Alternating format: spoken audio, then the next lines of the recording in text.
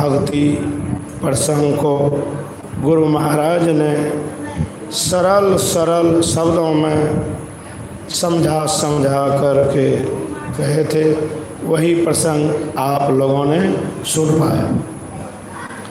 गुरु नाम है ज्ञान का, शीश सीख ले सोए, ज्ञान मर्याद जाने बिना, गुरु आरो शीश न कोय। कि जितने भी संसार में महान से महान पुरुष हुए, सबों ने गुरु की शरणाश्रित होकर अपने जीवन को सार्थक किए। हमारे वासुदेव बाबू कह रहे थे कि जितने भी संत महापुरुष हुए सबको गुरु, तुलसी साहब थे, बाबा देवी साहब के गुरु थे, गुरु महाराज के गुरु बाबा देवी साहब हुए, गुरु महाराज गुरु हुए। जितने उनके शिष्य भक्त हैं सबका गुरु गुरु महाराज है। और गुरु महाराज ने जिनको आदेश दिए हैं तो कहते हैं वह दीक्षा गुरु है। उन्होंने दीक्षित बनाए, शिष्य गुरु महाराज का ही है। और गुरु महाराज के आदेश उपदेश के अनुकूल जो कोई उस ज्ञान को देंगे तो उनको भी लाभ होगा, लेकिन गुरु महाराज को ही सर्वोपरि मानना पड़ेगा। पूज्यपाद महाराज ने कहा था कि मैं आप लोगों को आदेश देता हूँ, अगर इसको अवहेलना करेगा तो हाथ बायां हाथ नीचे कर दिए, कि मतलब इशारा किए कि सीधे नरक में चले जाओ। पूज्यपाद बाबा संत शिशु बाबा कहते थे, गुरु महाराज ने कहा कि हम आदेश दिए हैं कि तुम इस ज्ञान को सबके सामने में बांटो। गुरु का ज्ञान जो गुरु महाराज ने खोज करके लाए, कि वह ज्ञान गुरु ज्ञान है, साधारण नहीं है। उससे मानव का उद्धार और कल्याण होता है। संत कबीर साहब ने कहा कि गुरु एक लोक का नहीं होता, 3 लोक 9 खंड में। कहते हैं सबसे बड़ा है गुरु। वह गुरु एक तरह का गुरु नहीं, 7 गुरु संसार में। कबीर साहब ने कहा एक गुरु का बखान नहीं, 7 गुरु संसार जो भवजल उतारे पार। बहुत तरह का गुरु होते, लोग गली गली में गुरु घूमते, कान फूकते, लेकिन उससे होने वाला कुछ नहीं।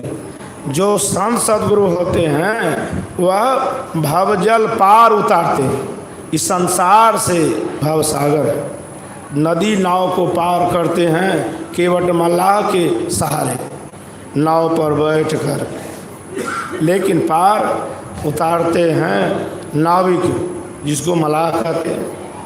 तो गुरु जो होते हैं वह कर्णधार सदगुरु दृढ़नावा, कि गुरु जो होते हैं कर्णधार और मल्लाह होते हैं, इस भव सागर से पार उतार करके उद्धार कर देते हैं।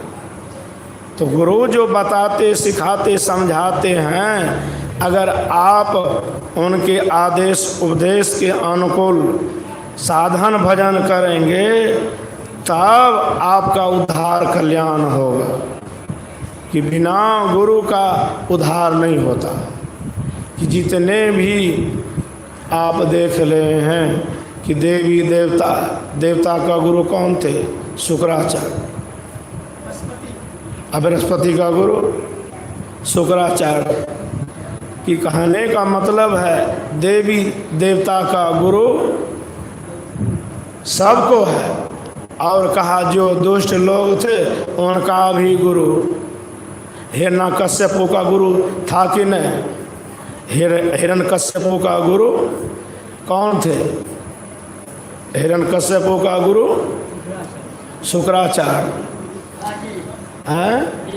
तो शुक्राचार्य जब प्रहलाद को कहा कि हिरण्यकश्यपु की गुरुदेव, इस पर तो हम बहुत प्रयास किए हैं मारने के लिए, लेकिन मरता ही नहीं है।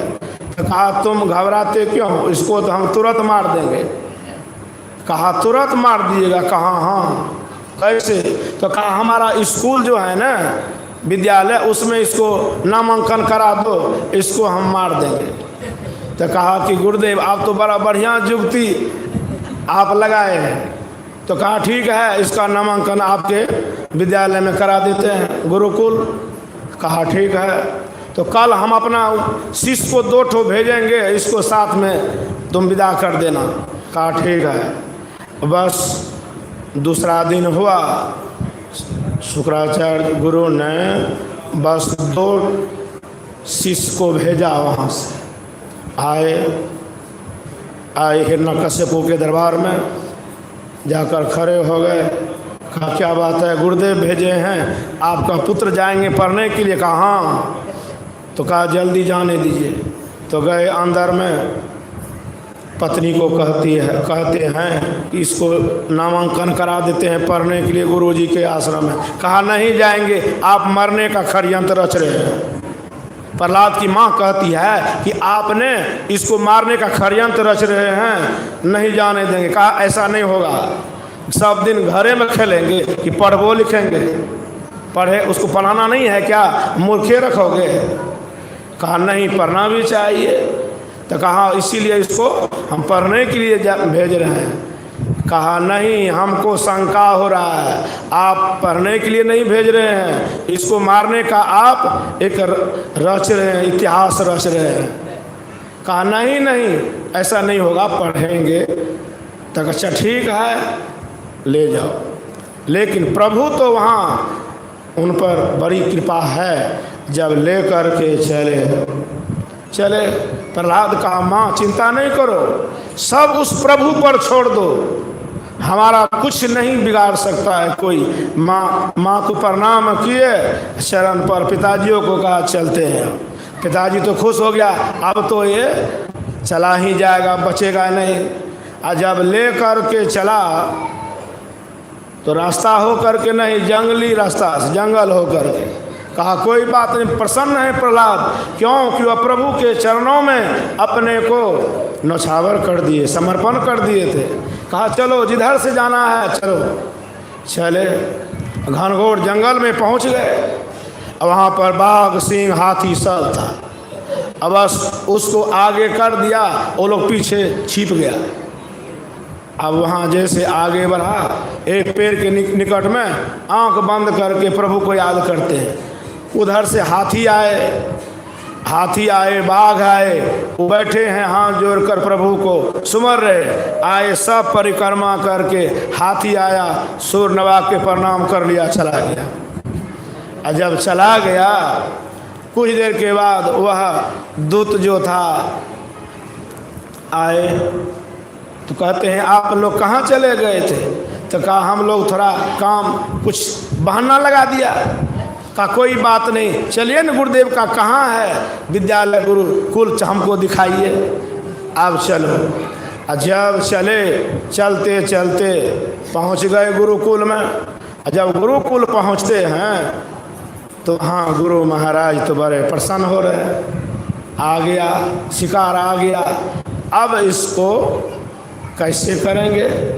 तो देखने के लिए जितना विद्यार्थी था उनके गुरुकुल में, राक्षसे का जब गुरु था तो वह राक्षस का कमी क्या, सब के सब आ गया उनको देखने के लिए। और वहाँ तेल का बहुत बड़ा कढ़ाई जो था उसमें खौल रहा था, इतना लकड़ी लगा दिया मोटा मोटा, और तेल तो खौल रहा था। पूछते हैं, अब प्रहलाद जी पूछ रहे हैं कि गुरुदेव ये तेल जो खौल रहा है ये क्या होगा? कहा कि बेटा इसमें पकौड़ा बनेगा। कहता है इसमें पकौड़ा बनेगा, खाने का आज भंडारा चलेगा। तो गुरुदेव भंडारा चलेगा तब तो बहुत अच्छा होगा। तो कहा कि हाँ। तो कहते हैं अब जो था शिष्य लोग सबको कहा कि तुम लोग यहाँ से हटो। वो हट गए। अब जैसे हटते हैं तो अब प्रहलाद को उठा करके उसमें डालेंगे। और जैसे डालेंगे प्रभु को पुकारते हैं, हाथ जोड़ लिए, जैसे दिया वो जो खोल रहा था शीतल बर्फ बन गया। अब जैसे बर्फ बन गया, अब वो तेल खोला हुआ तेल शीतल हो गया, बर्फ जैसा बन गया। किनकी कृपा है? सब वह प्रभु गुरु की कृपा है। और तब उधर से उसको पकड़ के प्रभु ने निकाल दिया बाहर में। और उसका जो वहाँ दूत था सबको कुट्टी काट के गिरा दिया। और जब गिरा दिया सबको, अब तो शुक्राचार्य गुरु जो थे अब देख करके थर थर काँप रहे हैं, अब क्या होगा। अब सब तरफ देख रहे हैं। गुरु की कृपा, परमात्मा ऐसी कृपा हुई कि अब वह व्याकुल होने लगा। अंत में प्रहलाद जो बाहर में थे बैठे हुए, हाथ जोड़कर कहते हैं, प्रभु अब क्या होगा, आप तो हमको बचाए, इस सब का अनर्थ हो गया। प्रहलाद को कहते हैं अब शुक्राचार्य कि प्रहलाद अब तो अनर्थ हो गया, अब हम कैसे रहेंगे, हमारा पुत्र ही सब समाप्त हो गया। तो कहा कि गुरुदेव इसको जीवित कर देंगे। वह जो काटने वाला कोई दूसरा नहीं, वही प्रभु हैं। उसको हाथ जोड़ते हैं। कहा प्रभु अगर आपको हम पर इतनी कृपा है तो सबको जीवित कर दो। प्रहलाद कहते हैं प्रभु अगर आपको हम पर इतनी दया है, कृपा है, तो आप सबको जीवित कर दो। आप देखिए वह प्रभु ने उनको फिर से सबको जीवित कर दिया। अब तो शुक्राचार्य हाथ जोड़कर प्रार्थना करने लगे कि प्रहलाद तुम तो धन्य हो, तुम साधारण नहीं हो। कहा अब तुम चलो अपने पिता के पास। अब पिता के पास ले कर के चले। कौन? शुक्राचार्य गुरु चले। जब ले कर के वहाँ जाते हैं, जब देखा हिरण्यकश्यपु ने तो देख, कहा गुरुदेव आप भी झूठे बोलते हैं। कहा क्या हुआ? आपने कहा था कि इसको तुरंत समाप्त कर देंगे, और देखते हैं जैसे ले गए वैसे वापस कर दिए। बात क्या है? तो कहा कि हिरण्यकश्यपु तुम हमारा शिष्य न है, हम तुम्हारा गुरु हैं, हमसे विशेष गुरु तो यही है। कहा आप ये क्या बात कर रहे हैं? गुरु कैसे? ये तो हमारा विरोधी है, दुष्ट है, हमारा विरोधी है, हमारा पुत्र नहीं है। कहा नहीं हिरण्यकश्यपु ऐसा बात मत बोलो, ये साधारण बालक नहीं है, मैंने अपने आँख से देखा हूँ, ये साधारण नहीं। मैंने तो जो तुमने कहा सारी क्रियाकलाप करके देख लिया, इसको कुछ भी नहीं हुआ, इसका बाल बाका कुछ नहीं बिगड़ा। वह प्रभु सत्य है और इनको बचाया है, और हमारा पुत्र ही समाप्त हो गया था, यही प्रहलाद ने सबको जीवित किया है। तुम क्या बात कर रहे हो? कहा गुरुदेव आपका भी बकवास अब हम नहीं सुनेंगे, आप जाइए अपने आश्रम चले जाइए, अब हम स्वयं इसको समाप्त करेंगे, मारेंगे। अब जब चले गए तो अब वो क्या करेंगे? हिरण्यकश्यपु तो उनकी बहन आई।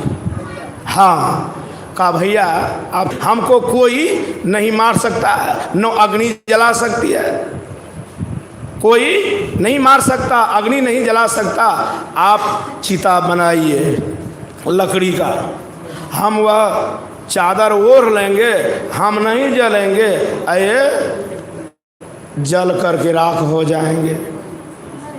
कहा ये भी तुम तो बढ़िया जुक्ति लगाई है, बहुत अच्छा बात। वही किया, लकड़ी का चीता बनाया और लाया प्रहलाद को गोदी में ले करके चादर ओढ़ लिया और कहा कि आग लगा दो। आग जैसे लगाए ऐसी हवा चली कि चादर उड़ करके कहाँ गई कोई पता नहीं। मतलब चादर उड़ करके भाग गया। अब वह जो है जलने लगी। अब प्रहलाद को प्रभु ने निकाल के रख दिया बाहर में, कोई दूसरा नहीं रखा। अब वह होलिका जल करके राख हो गई। अब उस दृश्य को भी देख करके हिरण्यकश्यपु ने आश्चर्य में पड़ गए कि हमारी बहन को ऐसी शक्ति थी, उनको आशीर्वाद मिले थे, फिर भी यह जल करके राख हो गई। ये तो बहुत विचित्र का काम है। अंत में अपना जोर लगाया। क्या जोर लगाया? प्रहलाद को पकड़ कर लाए घर के सामने बरामदे में आए तो कहा सुनो, तुम्हारा प्रभु कहाँ है? तुम इतना बात बना रहे हो। कहा पिताजी कहाँ है, आप सुनना चाहते हैं? तो कहा हाँ। कहा हम में तुम में खर्ग खम्भ में। जैसे कहा खर्ग खम्भ में कि सराग तलवार चलाए, खम्भ पर मार दिए। और जैसे मारा उससे निकले कौन? तो नरसिंह भगवान। अब नरसिंह भगवान जब निकले, अब उसको पकड़ने तो भाग रहा है, कहाँ भाग कर जाएगा? पकड़ करके लाए, गोद में बैठाए। अब बैठा करके नाखून से फाड़ दिया, उसका छाती फाड़ दिया। और जैसे फाड़ दिया तब पूछते हैं कि बोलो दिन है कि रात है? तो कहा 9 दिन है 9 रात है, अस्त्र है 9 शस्त्र है, कुछ भी है? तो कहा नहीं। तब फाड़ दिया तो बचा, मर गया कि नहीं? तो भक्त का, शिष्य का रक्षा कौन किया? गुरु परमात्मा रक्षा किए कि नहीं किए?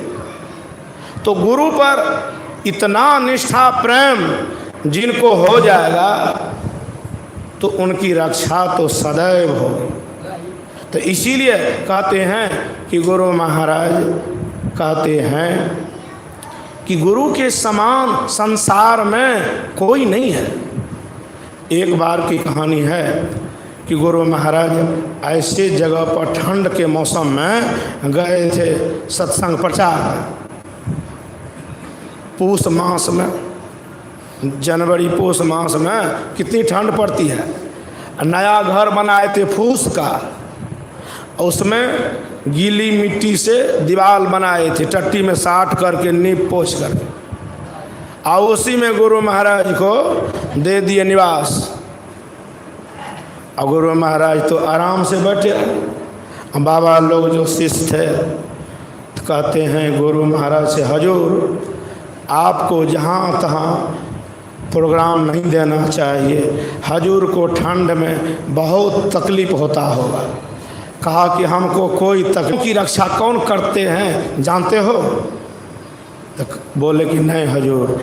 कहा कि संत महापुरुष करते हैं, सूक्ष्म रूप से हम लोगों की रक्षा संत महापुरुष करते हैं।